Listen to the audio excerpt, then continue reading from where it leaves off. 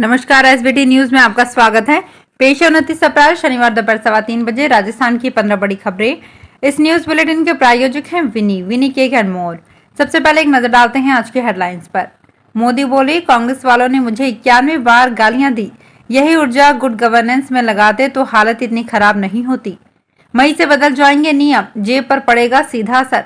ACB ने RAS दंपति के ठिकानों पर की छापेमारी। सीएम गहलोत बोले, मैं डॉक्टर बनना चाहता था। और बीकानेर में पूर्ण नहरबंदी के साथ शुरू होने वाली कटौती 5 दिन टली। और अब खबरें विस्तार से। कर्नाटक में 10 मई को होने वाले विधानसभा चुनाव से 11 दिन पहले प्रधानमंत्री नरेंद्र मोदी ने शनिवार को बीदर जिले के हुमनाबाद से चुनावी सभा की शुरुआत की। प्रधानमंत्री ने कहा, मुझे कांग्रेस के लोगों ने 91 बार गालियां दी।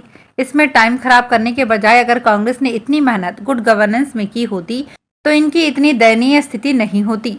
प्रधानमंत्री ने 2014 का वाकया याद करते हुए कहा कि मेरा सौभाग्य है कि इस विधानसभा चुनाव में मेरी शुरुआत बीदर से हो रही है। बीदर का आशीर्वाद मुझे तब भी मिला था जब मैं प्रधानमंत्री पद का उम्मीदवार था। मई का महीना आने में अब 2 दिन ही शेष रह गए हैं। हर महीने नियमों में कुछ न कुछ बदलाव होता है और इन बदलावों का सीधा असर आपकी जेब पर पड़ता है। अगले माह एटीएम और जीएसटी सहित बहुत से नियम बदलने जा रहे हैं। मई की शुरुआत से कारोबारियों के लिए जीएसटी में बड़ा बदलाव देखने को मिलेगा। नए नियम के मुताबिक अब 100 करोड़ रुपए से अधिक के कारोबार वाली कंपनियों के लिए 7 दिनों के भीतर लेनदेन की रसीद की इनवॉइस रजिस्ट्रेशन पोर्टल पर अपलोड करना अनिवार्य हो गया है। एसीबी ने शनिवार को कार्यवाही करते हुए झालावाड़ में महिला तहसीलदार और उसके उप रजिस्ट्रार पति के ठिकानों पर छापेमारी की। छापेमारी के दौरान एसीबी को करोड़ों रुपए की संपत्ति मिली। दोनों लंबे समय से एसीबी के रडार पर थे। मामले में जानकारी देते हुए एसीबी के महानिदेशक हेमंत प्रियदर्शी ने बताया कि झालावाड़ में सहकारी समितियों के उप रजिस्ट्रार राय सिंह ने बताया कि दोनों के खिलाफ लंबे समय से शिकायतें आ रही थी। इसी के चलते दोनों एसीबी के रडार पर थे। सीएम अशोक गहलोत ने अपने करियर को लेकर एक खास बात साझा की है। सीकर में कोचिंग स्टूडेंट्स के साथ संवाद करते हुए सीएम गहलोत ने कहा कि मैं राजनीति में नहीं आना चाहता था, मैं डॉक्टर बनना चाहता था। लेकिन सीएम अशोक गहलोत के बारे में कुछ लोगों का कहना है कि वे राजनीति के डॉक्टर हैं, जिसको चाह लेते हैं उसका इलाज कर देते हैं। बीकानेर संभाग मुख्यालय समेत जिले भर में पूर्ण नहरबंदी के साथ शुरू होने वाली पेयजल आपूर्ति में कटौती 5 दिन के लिए टल गई है। अब इंदिरा गांधी नहर परियोजना में 1 मई तक पेयजल चलाया जाएगा। पानी की मात्रा भी 2500 क्यूसेक से बढ़ाकर 4 दिन के लिए 6000 क्यूसेक कर दी गई है। इससे क्षेत्र को नहरबंदी से बड़ी राहत मिलेगी। जलदाय विभाग अब 2 मई के बाद एकांतरे पेयजल आपूर्ति शुरू करने का प्लान बना रहा है। नेशनल टेस्टिंग एजेंसी नई दिल्ली की ओर से जेईई मेन 2023 का परीक्षा परिणाम, विद्यार्थियों की ऑल इंडिया रैंक और जेईई एडवांस के लिए पात्रता की कट ऑफ जारी कर दी गई है। कोटा के एजुकेशन एक्सपर्ट देव शर्मा ने बताया कि प्रश्न पत्रों का स्तर सामान्य होने के कारण इस वर्ष सभी कैटेगरी की कट ऑफ बढ़ गई है। जनरल कैटेगरी की कट ऑफ में लगभग 2% बढ़ी है। ओबीसी, एनसीएल, ईडब्ल्यूएस, एससी और एसटी कैटेगरी की कट ऑफ में 6, 12, 18 व 11% की वृद्धि हुई है। एजेंसी ने वर्ष 2019 से जेईई मेन प्रवेश परीक्षा का आयोजन आरंभ किया था। राजस्थान में देवस्थान विभाग के मंदिरों से प्रदेश देश भर के श्रद्धालुओं को जोड़ने और अनुष्ठान करवाने के उद्देश्य से अब विभाग की ओर से प्रदेश के 5 प्रमुख मंदिरों को हाईटेक किया जाएगा। जयपुर में आमेर की स्थापना के दौर के आमेर रोड स्थित मंदिर मावलिया में ऑनलाइन दर्शन की व्यवस्था शुरू होगी। भक्त ऑनलाइन ही दान भी कर सकेंगे। राज्य के डाढ़ देवी माता मंदिर, कोटा, जोधपुर रातानाड़ा स्थित गणेश मंदिर और झील का बड़ा भरतपुर स्थित कैला देवी मंदिर, बरसाना स्थित कुशल बिहारी मंदिर में भी ये व्यवस्था लागू होगी। राज्य निर्वाचन आयोग पंचायती राज और निकाय चुनाव के दौरान लापरवाही बरतने वाले अधिकारियों और कर्मचारियों पर कठोर कार्यवाही करेगा। निर्वाचन अधिकारियों की लापरवाही के कारण लंबे समय तक रिक्त सीटों पर चुनाव नहीं हो पाते। ऐसे मामलों में लापरवाही बरतने को लेकर आयोग ने सख्त रुख अपनाया है।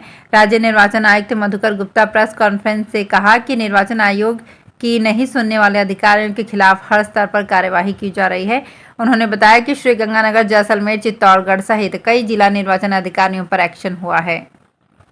सवाई माधोपुर जिले के गंगापुर सिटी नगर परिषद के सभापति शिव रतन अग्रवाल के खिलाफ सवाई माधोपुर भ्रष्टाचार निरोधक ब्यूरो थाने में आवासीय पट्टे बनाने के एवज में 5 लाख रुपए की रिश्वत मांगने का मामला दर्ज किया गया है। ट्रैप की कार्यवाही फेल होने पर एसीबी ने रिश्वत मांगने का मामला दर्ज किया है। एसीबी के मुताबिक आरोपी सभापति के खिलाफ एक परिवादी ने मार्च में लिखित शिकायत दी थी कि अग्रवाल ने उसके 9 पट्टे रोक रखे हैं। पट्टे जारी करने के बदले में 5 लाख रुपए की रिश्वत की मांग कर रहा था। एसीबी ने सत्यापन करवाया तो रिश्वत मांगने की पुष्टि हो गई। भारतीय रेलवे वरिष्ठ नागरिकों को ट्रेनों के किराए में छूट देने के मूड में नहीं है। ये छूट कोरोना संक्रमण के समय बंद की गई थी। वरिष्ठ नागरिकों को छूट देने को लेकर उच्चतम न्यायालय में दाखिल की गई याचिका भी खारिज हो गई है। ऐसे में अब किराए में छूट की कोई उम्मीद नहीं है। भारतीय रेलवे पहले 60 से अधिक उम्र के पुरुषों को 40 और 58 साल की महिलाओं को किराए में 50% छूट प्रदान करता था। 5G सर्विस को बढ़ावा देने के लिए राजस्थान सहित देश के दूसरे राज्यों में टेलीकॉम डिपार्टमेंट की ओर से 100 लैब 5G लैब तैयार की जाएगी। टेलीकॉम डिपार्टमेंट जयपुर के एडिशनल डायरेक्टर सिद्धार्थ पोखरना ने बताया कि सरकार का मुख्य उद्देश्य 5G के तमाम तकनीक और इक्विपमेंट भारत में ही बने। इसके लिए सरकार ने 5G सर्विस से संबंधित स्टार्टअप शुरू करने के लिए सालाना 500 करोड़ रुपए की सब्सिडी देने का निर्णय किया है। एक तरफ तो राज्य सरकार आमजन को योजनाओं का लाभ दिलवाने के लिए राहत शिविर लगा रही है, दूसरी तरफ सरकार की शिथिलता से योजनाओं का धरातल पर पात्र लोगों को लाभ नहीं मिल पा रहा है। मामला है सरकार की अनुप्रति योजना का। सितंबर के बाद से छात्रों को मुख्यमंत्री छात्रवृत्ति योजना का लाभ नहीं मिल रहा है। सीकर जिले के दांता रामगढ़ नगर पालिका बनने के बाद से योजना में ऑनलाइन आवेदन नहीं हो पा रहे हैं। इसके चलते वे कभी ई मित्र तो कभी नगर पालिका भवन में चक्कर लगाते नजर आ रहे हैं। जयपुर के जवाहर कला केंद्र में आयोजित राष्ट्रीय सहकार मसाला मेले का आज दूसरा दिन है। वीकेंड का फायदा उठाते हुए जयपुर के जवाहर कला केंद्र में आयोजित राष्ट्रीय सहकार मसाला मेले का आज दूसरा दिन है। वीकेंड का फायदा उठाते हुए जयपुराइट्स ने सुबह से ही मेले में पहुंचना शुरू कर दिया। ये वो मेला है जिसका इंतजार जयपुर वासियों को हमेशा से रहता है। 7 मई तक चलने वाले इस मेले में हर तरह के मसाले मौजूद हैं। मेले में लकी ड्रॉ की व्यवस्था भी की गई है, जिसके तहत 2000 रुपए से अधिक की खरीदारी करने वाले कस्टमर्स को लकी ड्रॉ दिया जाएगा। गर्मी से राहत के लिए पूरे टेंट में कूलर की व्यवस्था की गई है। मेले में ही एक अलग टेंट में पाव भाजी, डोसा सहित अन्य सामग्री मौजूद है। चौथा भालू आने के इंतजार में अभी एक नर भालू पिंजरे में ही है। सरिस्का के जंगल में छोड़े 2 भालू अभी वन कर्मी ही देख पा रहे हैं। पर्यटकों को इंतजार सरिस्का में मगरमच्छों का कुनबा बढ़ा। 11 नए दिखाई दिए। माउंट आबू से आए नर एवं मादा भालू सरिस्का टाइगर रिजर्व के जंगल में इन दिनों खूब उछल कूद कर रहे हैं, लेकिन पर्यटक भालुओं की चहलकदमी को देख नहीं पा रहे हैं। कारण है कि भालुओं को जिस जंगल में छोड़ा गया है वो सफारी रूट से अलग है। हालांकि मॉनिटरिंग में लगे वनकर्मी कई बार भालुओं की उछलकूद देख चुके हैं। चना किसानों के लिए राहत की खबर आई। राजस्थान के किसानों से अब प्रतिदिन 25 क्विंटल की जगह 40 क्विंटल चने की खरीद होगी।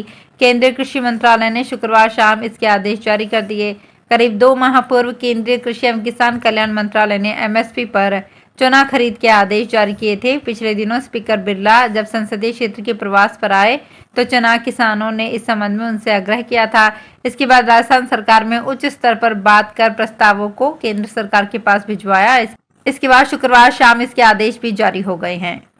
तो फिलहाल इस बुलेटिन में इतना ही। फिर हाजिर होंगे कुछ और बड़ी खबरों के साथ।